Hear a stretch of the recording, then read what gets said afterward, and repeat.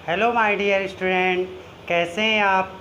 उम्मीद करता हूँ अच्छे होंगे, मज़े कर रहे होंगे। मज़े कहाँ कर रहे होंगे, इतनी गर्मी में सबका दिमाग ख़राब है। मज़े कहाँ कर रहे होंगे, सही बात है। तो कोई बात नहीं, लेकिन ये आपका 10th बोर्ड है, तो मज़े के साथ साथ आपको पढ़ाई भी मज़े से ही करनी है। तो पढ़ाई हम लोग मैथ में क्लास 10th में क्या चल रहे थे, class 10th math NCERT chapter 8 complete कर चुके थे। चैप्टर 9 अब हम लोगों को स्टार्ट करना है। तो ये चैप्टर 9 का इंट्रो वीडियो है। अब देखिए, तो ये चैप्टर का क्या नाम है, सम एप्लीकेशन ऑफ ट्रिग्नोमेट्री। तो इसी चैप्टर को हम लोग पहले हाइट एंड डिस्टेंस से जानते थे। इसमें जो एप्लीकेशन यूज होने हैं वो हाइट एंड डिस्टेंस में यूज होने, ऊंचाई दूरी में। और उससे भी पहले हम लोग चैप्टर 8 का थोड़ा सा रिवीजन करेंगे, क्या क्या 8 में पढ़ा था। इसमें वही 2-4 कॉन्सेप्ट है, वो 5 मिनट में कंप्लीट हो जाएंगे। और दूसरी बात ये है कि बिना तो चैप्टर 8 के ये एक्सरसाइज आप कर ही नहीं सकते। और सबसे खुशी की बात पता है क्या, नहीं पता, इसमें सिर्फ एक ही एक्सरसाइज है। तो एक एक्सरसाइज है तो आपको एक ही इंट्रो भी पढ़ना है और एक ही एक्सरसाइज सॉल्व करनी है। लेकिन तो एनसीईआरटी में एक्सरसाइज प्लस इंट्रो और एग्जाम्पल दोनों आपको करने, ठीक है। तो खैर देरी ना करते हुए स्टार्ट करते हैं। तो देखिए, सबसे पहले हम लोगों ने क्या पढ़ा था, ट्रिग्नोमेट्रिक रेशियो पढ़े थे। क्या पढ़े थे, साइन थीटा, कॉस थीटा पढ़े थे, याद आ रहा है। Tan theta, cot theta, sine cos tan cot sec cosec theta. इसके लिए मैंने आपको एक छोटा सा मंत्र दिया था। क्या दिया था, लाल बटे कक्का, लाल बटे कक्का। और इस ये क्या है, SCT। SCT का मीन्स S फॉर साइन, लंब बटे कर्ण, C फॉर कॉस, आधार बटे कर्ण, T फॉर टेन, L बटे A यानी कि लंब बटे आधार। तो साइन क्या निकलेगा, यहाँ से साइन निकलेगा लंब बटे कर्ण, लंब बटे कर्ण। और इसी को लंब को हम लोग परपेंडिकुलर, कर्ण को हाइपोटेन्यूज कहते हैं। कॉस क्या निकलेगा, आधार बटे कर्ण, आधार बटे कर्ण। बेस अपॉन हाइपोटेन्यूज, टेन क्या निकलेगा, लंब बटे आधार, लंब बटे आधार। याद आ रहा है कुछ, बिल्कुल आएगा, पक्का आएगा। और कॉट क्या होता है, टेन का उल्टा, 1/tan थीटा पढ़ा था। या इसी को हम लोग कह सकते हैं आधार बटे लंब, आधार बटे लंब।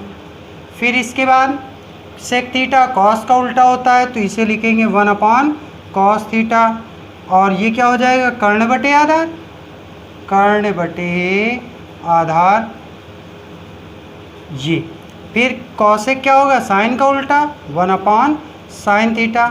दिख तो रहा है, दिख रहा है ना, साइन थीटा इक्वल टू कर्ण बटे लंब, लंब। ये ट्रिग्नोमेट्रिक रेशियो पढ़े थे। इसमें आपको याद होगा, टेन और कॉट के लिए मैंने और कुछ फार्मूले बताए थे, 2 स्पेसिफिक फार्मूले जो सबसे ज़्यादा यूज होते हैं। टेन के लिए बताया था sine theta upon cos theta, याद आ रहा है। और कॉट के लिए बताया था cos theta upon sine theta ये। इसके बाद हम लोगों ने ट्रिग्नोमेट्री रेशियो की डिफरेंट एंगल्स पर वैल्यू पढ़ी थी। तो देखते हैं वैल्यू। देखिए, हम लोगों ने पढ़ा था, सबसे पहले टेबल ड्रा करेंगे आप। यहाँ पर एंगल्स थे, एंगल 0, 30, 45, 60 और 90 डिग्री, याद आया। और फिर इसके बाद यहाँ sine theta, cos theta, tan theta, फिर कॉट थीटा, कॉट के बाद जल्दी बोलो, सेक थीटा, कॉसेक थीटा। इसमें ये भी बताया था थीटा की जगह कुछ भी दिया हो, ए दिया हो, कुछ भी दिया हो, तो उससे फ़र्क नहीं पढ़ता तो ये रही आपकी टेबल, ये इतना एरिया यहाँ से, और जो एक्स्ट्रा पार्ट है वो मैं हटा देता हूँ ये। अब इसके बाद देखिए ये वैल्यू कैसे निकालते हैं, मैंने आपको बताया था, आप काउंटिंग लिख लो, 0 1 2 3 4, इनके अपॉन में क्या लिखना है, 4 लिखना है, ये 4 से डिवाइड कर दो। अब इसके बाद 0/4 0, 1/4 यही रहेगा, 1/4 1/2, ये काट देंगे ना, और 3/4 4/4 1, और इनका आप लोग क्या कर लो, इनका स्क्वायर रूट निकाल लो। इनका हमें क्या करना है, स्क्वायर रूट निकालना है। स्क्वायर रूट 0 का 0 होगा, तो यहाँ लिखना है साइन 0 डिग्री पर वैल्यू क्या होती है, 0। 1/4 का स्क्वायर रूट क्या होगा, 1/2 होगा, और फिर 1/2 का स्क्वायर रूट क्या होगा, 1/√2 होगा। 3/4 का क्या होगा, √3/2 होगा। भाई 4 का तो 2 होता है और 3 का √3 रहेगा, 1 का 1 रहेगा। ये साइन की वैल्यू के लिए टेबल हो गई। फिर कॉस के लिए इसका सीक्वेंस, इस सीरीज को उल्टे क्रम में लिख देना है, 1 √3/2, फिर 1/√2, फिर 1/2, और फिर 0। और tan क्या पढ़ा था, tan आप लोगों ने पढ़ा अभी पीछे, tan theta equal to sine upon cos theta, याद आ रहा है ना। ये वैल्यू बहुत इम्पॉर्टेंट है। बच्चे क्या करते हैं, इन वैल्यूओं को अभी स्क्रीनशॉट ले लिया, या तो फिर बुक की हेल्प ले ली, और जहाँ ज़रूरत पड़ी बुक उठा के तो उससे अपना काम चला लिया। लेकिन एग्ज़ाम में ऐसे बच्चे मार खा जाते हैं, क्या मार, वहाँ खर्रा तो ले नहीं जा पाते, नकल तो जा नहीं पाती है, और जाती है तो फिर समझ जाओ आप लोग क्या होता है। तो उसमें फिर वहाँ पे आपको प्रॉब्लम उठानी पड़ती है। तो फ़ायदा इसी में है कि आप इनको लर्न कर लें। क्यों जी, सही बात है ना, इनको लर्न किया था ना, तो नहीं किया तो कर लो, और जब आप कर लोगे तो आपको फिर प्रॉब्लम नहीं होगी। अब देखिए tan में क्या बताया, sine theta upon cos theta, तो साइन की वैल्यू 0/1, 0/1 क्या आएगा, 0/1 बताओ क्या आएगा, 0 आएगा। 1/2 डिवाइडेड बाई √3/2, ये अब क्या करना है, 1/2 इंटू 2/√3, 2 कट गया, 1/3 हो गया। तो tan 30 की वैल्यू क्या हो गई, 1/√3 हो गई, 1/√3। फिर इसके लिए 1/√2 और 1/√2 1 हो गई। tan 45 की वैल्यू 1। फिर tan 60 के लिए √3/2, √3/2 अपॉन इंटू 2/1, 2 कट गया तो क्या आ गया, √3 हो गया। फिर 1/0, 1/0 पता है ना, किसी नंबर के अपॉन में 0 आता है तो क्या होता है, not defined, not defined, ND का मतलब नॉट डिफाइंड। अब सीधा आ जाइए, कॉट क्या होता है, कॉट क्या होता है, tan का उल्टा, tan का उल्टा। तो ये यहाँ पर 0/1 आया था तो यहाँ 1/0 हो जाएगा। ये 1/√3 है तो यहाँ पे जब आप ये 0/1 आया था 1/0 कर दोगे तो ये यहाँ पे नॉट डिफाइंड हुआ। 1/√3 का √3 हो गया, 1 का 1 ही रहा, ये 1/√3 हो गया। और ये यहाँ 1/0 आया था तो यहाँ 0, देखो ये सीरीज उल्टी हो गई, tan और cot में सीरीज उल्टी हो गई। अब देखिए सेक में क्या है, कॉस का उल्टा, कॉसेक में क्या है, सेक का उल्टा। और दूसरी बात, इस चैप्टर में खाली आपको ये वैल्यू मेमोराइज करनी है, ये 9 वैल्यू, ये इन 9 वैल्यूओं का सबसे ज़्यादा यूज होगा। इनको तो पहले याद ही कर लो, कैसे, 30% अभी लर्न कर लो, 30% बाद में लर्न कर लेना, और 30% आपकी क्वेश्चन करते करते याद हो जाएंगी। क्या, साइन थीटा, साइन 30 1/2, साइन 45 1/√2। तो इस तरह से आपको लर्न कर लेना है। मेरी बात समझ में आ रही है। स्पीड अगर आपको तेज़ लग रही हो तो क्या करोगे, इसको स्पीड स्लो कर लोगे, और अगर स्लो लग रही है तो इंटू 5 कर लो, 1.5, तो प्रॉब्लम नहीं होगी। इसके बाद हम लोगों ने आइडेंटिटीज पढ़ी थी। कौन सी आइडेंटिटीज? आइडेंटिटीज पढ़ी थी। आइडेंटिटीज का मीन्स सर्वसमिका। सर्वसमिका sine square theta plus cos square theta equal to 1। इसकी हेल्प से अदर दो आइडेंटिटीज मैंने आप लोगों को बताई थी, इसका प्रूविंग भी बताया था। तो पहले इसको साइन से डिवाइड कर दो, साइन स्क्वायर से डिवाइड किया तो 1 प्लस टेन स्क्वायर थीटा और कॉसेक स्क्वायर थीटा आ गया। जिसको और डिटेल में देखना है तो इसके चैप्टर 8 के इंट्रो में जाके आप देख लीजिए। तो ये हो गया। अब इसी को कॉस से डिवाइड कर दो तो यहाँ क्या आ जाएगा, एक minute, cos upon sine cot होता है ना, cos upon sine cot square theta, cot square theta. अब देखिए, अब इसको कॉस से डिवाइड करेंगे तो टेन स्क्वायर थीटा प्लस क्या हो जाएगा 1 equal to sec square theta. ये आइडेंटिटीज ये वाली लर्न कर लो, उसमें भी ये तो सिंपल सी है, sine square theta plus cos square theta equal to 1, और ये दोनों आपको ऐसे ही याद हो जाएंगी। इसके बाद हम लोगों ने क्या पढ़ा था? इसके बाद हम लोगों ने ट्रांसफॉर्मेशन पढ़ा था। ट्रांसफॉर्मेशन का मीन्स क्या है? जैसे साइन 90 माइनस थीटा, ट्रांसफॉर्मेशन में sine 90 minus theta equal to cos theta पढ़ा था, याद आया? बताया था मैंने। साइन किस में चेंज होता है? कॉस में। कॉस किस में चेंज होता है? साइन में, साइन। फिर टेन किस में चेंज होता है? टेन चेंज होता है कॉट में। कॉट किस में चेंज होता है? कॉट चेंज होता है टेन में। और सेक किस में चेंज होता है? कॉसेक में। और कॉसेक किस में चेंज होता है? कॉसेक चेंज होता है सेक में। तो इसमें आपको सिर्फ 3 चीज़ याद रखनी है। क्या? साइन चेंज इनटू कॉस, और फिर टेन चेंज इनटू किस में? Tan 90 minus theta cot theta, sec 90 minus theta cosec theta. याद आया?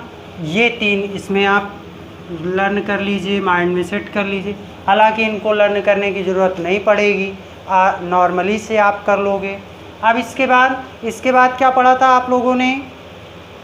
इसके बाद आप लोगों को क्लास 10th के जो चैप्टर 9 के कॉन्सेप्ट हैं, ये 4 कॉन्सेप्ट खाली आप लोगों को पढ़ने हैं। सबसे पहले लाइन ऑफ साइट, दृष्टि रेखा।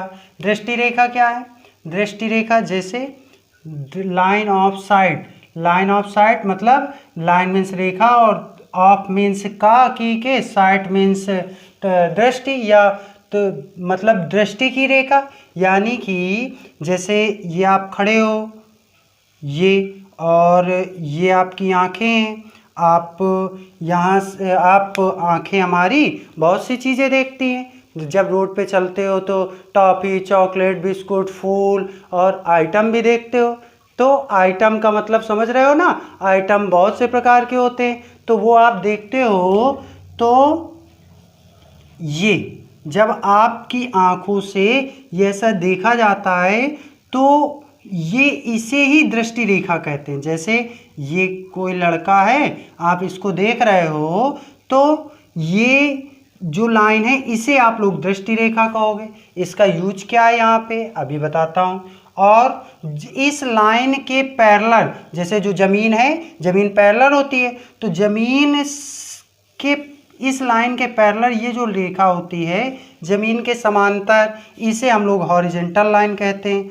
हॉरिजॉन्टल, ये हो गई क्षैतिज रेखा, और ये हो गई दृष्टि रेखा। दृष्टि रेखा ये तो हो गया इसका कॉन्सेप्ट। अब इसके बाद एंगल ऑफ एलिवेशन। एलिवेशन का मीन्स बच्चों, एलिवेशन वर्ड उठाने में यूज किया जाता है। जैसे त्रिपाठी जी हैं, त्रिपाठी जी पतंग उड़ा रहे हैं, त्रिपाठी जी की पतंग ये यहाँ उड़ रही है, पतंग थोड़ा सा पतंग की जैसे बना दो। ये चलो मेरी ड्राइंग नहीं अच्छी। अब इसके बाद ये पतंग उड़ रही है और ये हमारे त्रिपाठी जी खड़े हैं छत में। ये रहे त्रिपाठी जी, तो ये अपनी आँखों से इस पतंग को देख रहे हैं ऐसे। और ये आपकी जो लाइन ऑफ साइट है ये हो गई आँखों से। ये आपकी हॉरिजॉन्टल लाइन के पैरेलल मान लें, या इसको ये लाइन ऑफ साइट हुई, लाइन ऑफ साइट। जिस लाइन की हेल्प से आप किसी वस्तु को देखते हो वो हो गई आपकी लाइन ऑफ साइट। और ये हॉरिजॉन्टल लाइन हो गई, हॉरिजॉन्टल लाइन, हॉरिजॉन्टल लाइन। तो ये आपने वो देखा होगा, वो ख़रीदा है लेज़र लाइट, ज़रूर ख़रीदा होगा। तो लेज़र लाइट आप अपनी आँखों के पैरेलल ऐसे लगा लो ऐसे, और जब पतंग उड़ रही है तो ऐसे देखो, उससे लाल लाल एक लाइट निकलती बिल्कुल सीधी जाती है, तो वही है तो लाइन ऑफ साइट। आप आँखों के पास लगाए और पतंग की ओर देख रहे हो तो एक लाइन जाएगी, वो लाइन ऑफ साइट है। हॉरिजॉन्टल लाइन और लाइन ऑफ साइट के बीच में जो एंगल बनता है उसे हम लोग एंगल ऑफ एलिवेशन कहते हैं। एलिवेशन, एलिवेशन वर्ड उठाने के लिए यूज किया जाता है, किसी चीज़ को उठाना। तो देखिए जब कोई वस्तु ऊपर रखी हो आप नीचे हो तो वहाँ क्या बनेगा, एंगल ऑफ एलिवेशन, यानी कि उन्नयन कोण। इसे क्या कहेंगे, उन्नयन कोण। फिर इसके बाद क्या है, आप कि ये पतंग उड़ रही है और ये पतंग उड़ रही है यादव जी के यहाँ, शर्मा जी के यहाँ, किसी को भी आप कह लो, तो ये शर्मा जी की वाइफ तो तुमको छोड़ेंगी थोड़ी ना, उनके छत के ऊपर है, तुम पतंग को देख रहे हो तो वो नहीं छोड़ेंगी। तो क्या हुआ, ये यहाँ पर खड़ी हैं यादव जी की वाइफ, शर्मा जी की वाइफ, और ये आप खड़े हो तो वो आपको देख रही हैं। उनकी आंखें कहाँ बना दे, ये है, चलो उनकी आंखें वो यहाँ से ऐसे आपको देख रही हैं। और ये तो हो गई line of sight, line of sight. और ये हो गई ज़मीन के पैरेलल कौन सी लाइन, हॉरिजॉन्टल लाइन, हॉरिजॉन्टल